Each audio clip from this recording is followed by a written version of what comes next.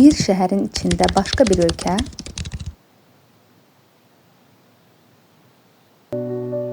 Avropanın mərkəzində İtaliyanın paytaxtı Roma şəhərinin tam daxilində yerləşən dünyanın ən kiçik dövləti Vatikan. Öz gerbi, bayrağı, hətta internet domeni belə var. Vatikan həm dünyanın ən kiçik müstəqil dövləti, həm də Katolik kilsənin mərkəzidir. Burada Roma papası yaşayır.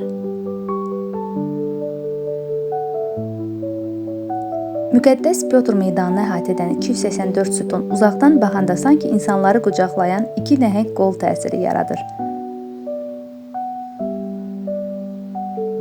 İdarəetmə forması teokratik monarxiya. Hər il milyonlarla turist Vatikanı ziyarət etsə də, burada daimi yaşayan insanların sayı təxminən 800 nəfərdir.